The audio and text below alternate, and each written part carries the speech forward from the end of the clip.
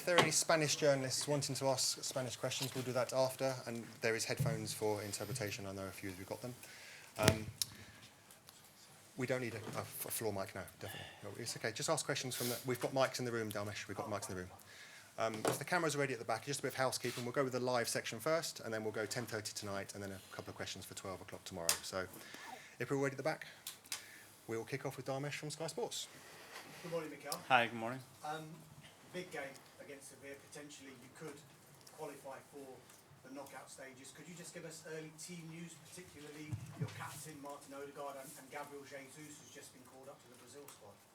Yeah, Gabi won't be fit. With Martin, is still uncertain. The rest, no news so far. Mikel, it's been a few days since what happened at Newcastle United. You were very emotional, clearly emotional after the game. When you reflect on what you said and the club putting out that statement the day after as well, when you reflect, would you have done anything differently? It is my duty to stand in front of you, to stand in front of the cameras and give a very clear and honest assessment of what happened on the game. And this is what I did. Reflect very openly how I felt that the team played and how the game was conditioned by these results with the decisions that were made. And it's the duty. My duty is to be defending my players, supporting my club, defending my people in the best possible way, and this is what I'm going to do time after time. And I do it not the way I feel, with the evidence and being as clear as possible. And I always do it. When we play, really need to say that. When we have lost, to take my responsibility, the first one me, to do it. And it's the way that I am, and I have to defend my club. Having said that, I mean, I've never seen you react like that. I don't think many people have.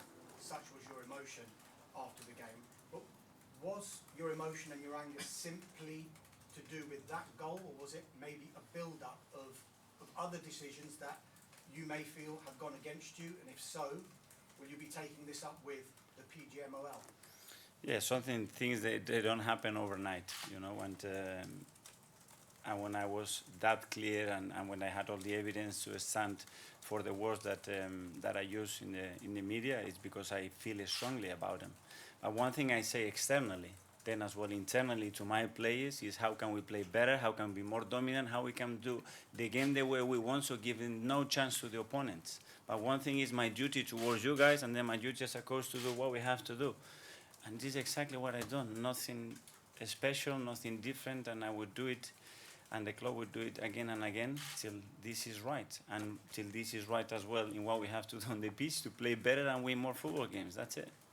Just a final one from me, Mikel, just specifically on that goal, because you were asked in the post-match interview and in the news conference about why you think it was disallowed, and you said there was a series of events. There were 3 VAR checks. Can you give us a little bit more clarity now, having reflected in the last few days, why you think that goal should have been disallowed? Was there one particular incident? Now we talk about Sevilla and the beautiful game that we have to play tomorrow. Thank you. Thank you. Go on to Ian from TalkSport. Talking about the Seville game tomorrow, how important is it that you get a win and you get through as quickly as possible with games spare so you can maybe rest of you? The moment you have a chance in football to put it to bed, do it. We're going to have to do a lot of things right tomorrow and earn the right to win it against a really good team with enormous experience in this competition. And we have to prove it tomorrow in front of our people, how excited we are to play that game and what it means for us. I don't know if you saw last night's game, the Spurs, Yes. Chelsea. Afterwards, Postecoglou said that referees, their decision used to be is final. When he grew up, that was what he was taught. The referee's decision is final. And you said about a month ago that mistakes happen. We need to understand that mistakes happen. What is your relation to that statement you made a month ago after what happened on Saturday? I stand for the same words, that mistakes are part of football in any other way, and we are here to constructively improve the game in everything that we can. And this is what we have been doing. As a club, me individual with my duty as a manager in the managers meeting, to give our opinion, our voices, and to raise it in the most constructive ways to get a better game. That's all. That's the only thing that we are looking, I think, collectively to achieve everybody. That's it. We've spoken at press conferences on Fridays about your passion on the touchline. You were mentioning a couple of weeks ago, you've already got 3 yellow cards and 2 more, you end up getting a suspension. In terms of that, how does this help your control of your behaviour on the sidelines when you know that, or you understand that sometimes there'll be a VAR check that goes against you? There is the answer. Your colleague just mentioned how emotional I was after the game and how I acted on the touchline. I didn't get a yellow, I didn't get a warning from the referee, so I stay focused on the game, trying to affect the game in the best possible way for my players. That's it. Thanks, Ian. We'll go to Aralas from TV2 Norway. Mikel, Martin has just been called up for Norway, who played 2, games that don't really count for them.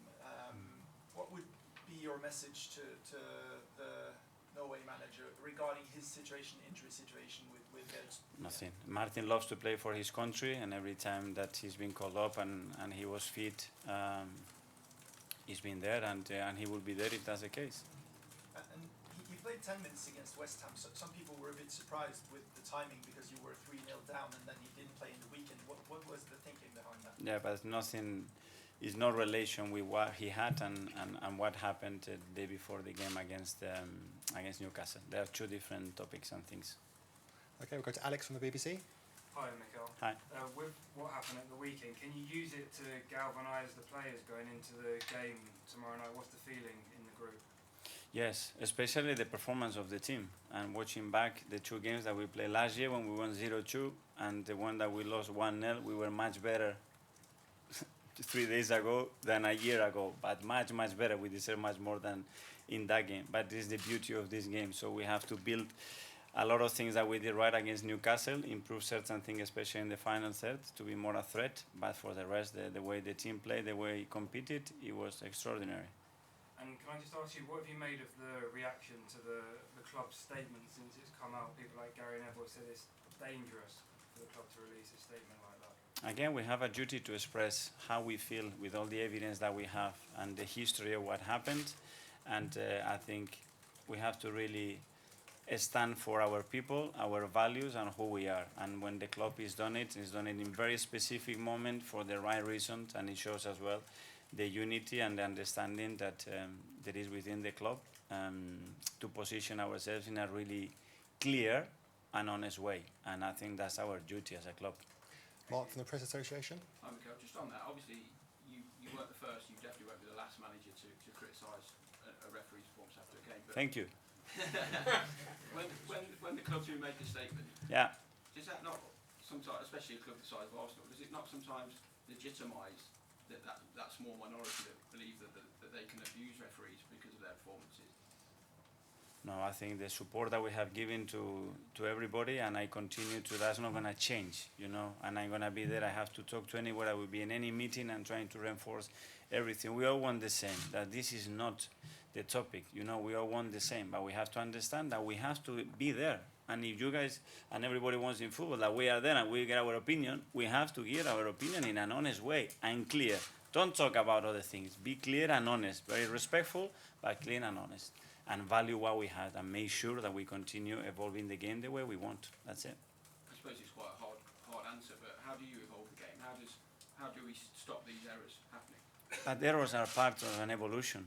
You know, the trajectory is never going to be like this. There are always bumps around the road, and maybe these things are very necessary to happen to improve the game in the right way, you know, and that's it. But we have to talk loudly. You have a problem and you put it there in your drawer.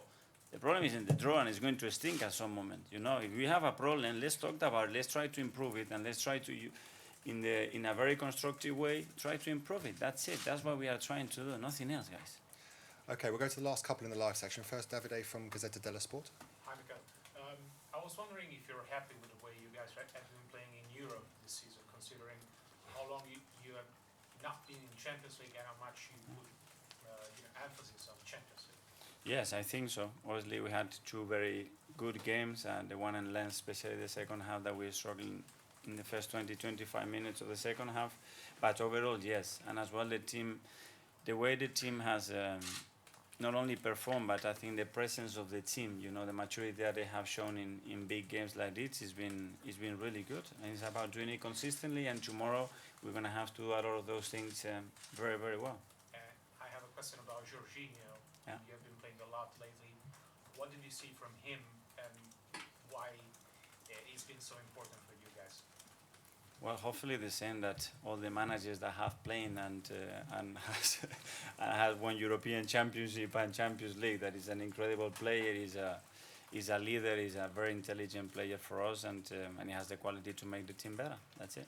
Okay, finally the live section with Art from The Athletic. Hi, Mikel. So Hi. just on the referee stuff, I was wondering, when everyone has the same, I guess, objective to evolve the game, does that kind of get undermined sometimes by the discussion being messed up with tribalism?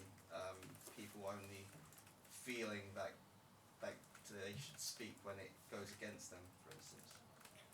No, because I think I have defended many situations, and the last thing, you have never heard him in a press conference use an excuse to talk about that result. This is nothing to do about it. It's first of all look inside the house, all the things that we can do better, and then we can talk externally. Okay, is there anything that I can affect what we are actually doing? But first look inside, and I'm the first one to look in the mirror. Okay, that finishes the live section. We're now going to 10:30 tonight.